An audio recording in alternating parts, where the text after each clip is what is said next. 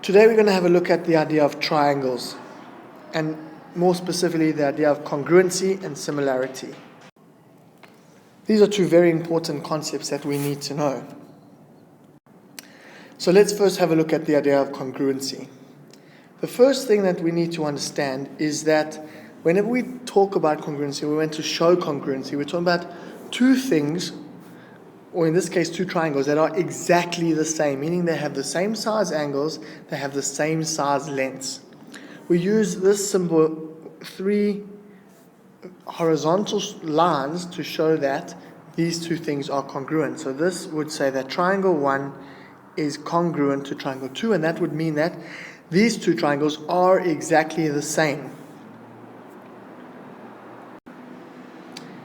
And so what we can have a look at over here is this idea that these are the four ways in which we can prove congruency. Firstly, if we have three equal sides, not equal in length, but side 1, so let's make a diagram here. If I have a triangle like so, 1, 2, and 3.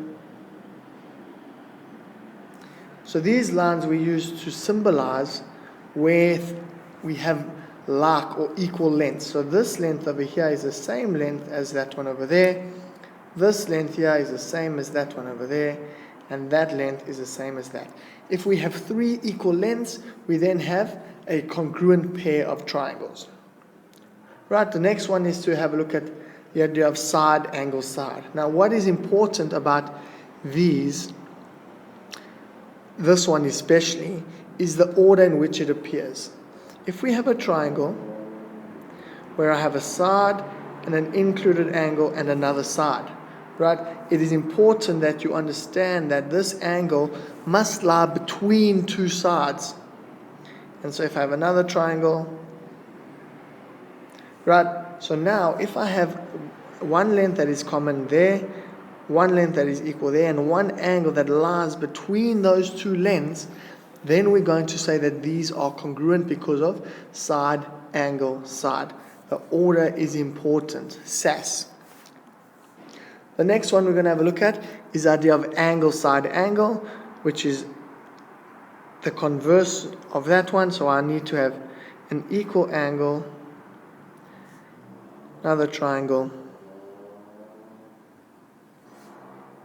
And so what we have here is now two angles with an included side. So one side must lie between my two angles that are common. If I have that, then I can say that we have congruency because of angle, side, angle. Now it's important to also note that when we're dealing with this one, if I know two angles of my triangle, the third will automatically be equal because of the interior angles of a triangle property. So if this one plus this one plus this one must be the same as this one plus that one plus that one. Finally, the last one, which applies to right angle triangles.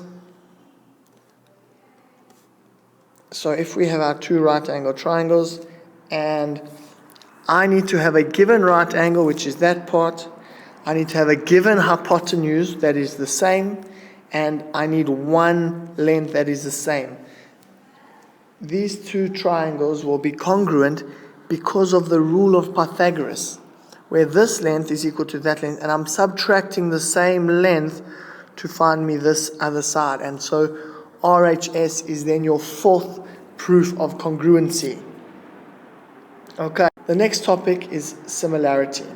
Now, if we're talking about similarity, what we need to know is that the symbol for similarity is triangle 1, and 3 vertical lines is similar to triangle 2, meaning when we deal with similar triangles, we have triangles that have the same size angles but different size lengths. And what we mean by that is these triangles are bigger or smaller than each other. And so I can have one triangle, let's call it triangle 1, and triangle 2 is now double the size. So I've multiplied all my lengths by 2. So let's have a look. if I have a triangle, x,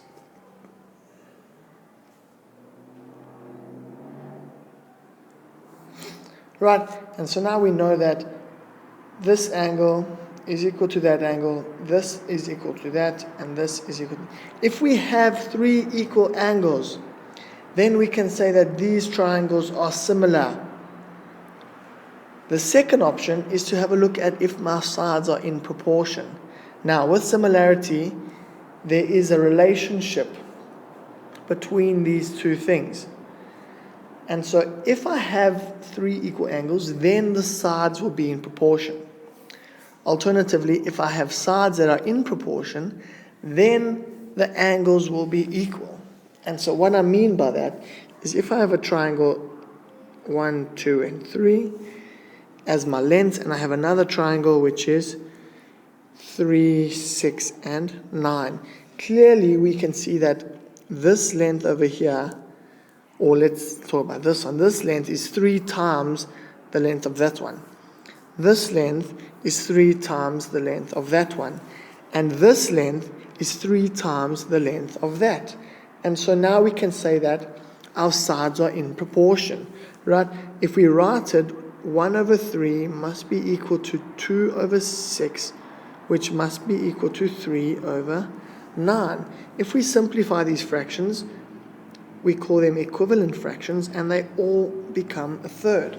And so it doesn't matter which triangle you put on top, as long as you keep putting the same triangle on top and the same one on the bottom. So this says that my small triangle is a third of the size of the big triangle.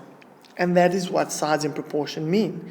And so if I know this, I then can say, well, this side that lies between the 2 and 1 is going to be the same size as the side that lies between the 3 and the 6. The angle that lies between the 1 and 3 will be the same as that angle, and the angle between the 2 and the 3 will be the same as that angle. So, because my sides are in proportion, I can then determine which angles match up with the angles in this corresponding triangle. Okay, let's have a look at questions dealing with how to prove. When we ask you to prove congruency or prove similarity, when we're proving, we need to make statements and give reasons. So in this case, I can say that AB is equal to, now I'm looking for another line that's got 3 dashes on it. And so in this case, it's going to be DC. And what is my reason? It's been given to me. Then I'm going to look and say AD is equal to, now I'm looking for a line with two dashes, and that will be BC, and my reason again is given. To prove similarity, I need to prove 3 things. Think about a triangle, it has 3 sides, so I need 3 things to prove that they are equal. And in this case, we can have a look and say, well, what else is going to be equal? And so here I have a common line, and that common line, BD, is equal to BD. Let's just fix it up. BD. What is my reason? It is common. It belongs to both triangles. And so we can make the statement, therefore, triangle ABD is congruent to triangle BDC. And what is my reason? Side, side, side. 3 equal sides. Now this is important.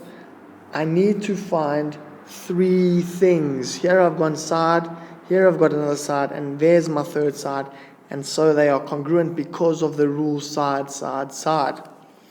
Okay, I hope this helped. Tune back in for the next lesson. Thank you.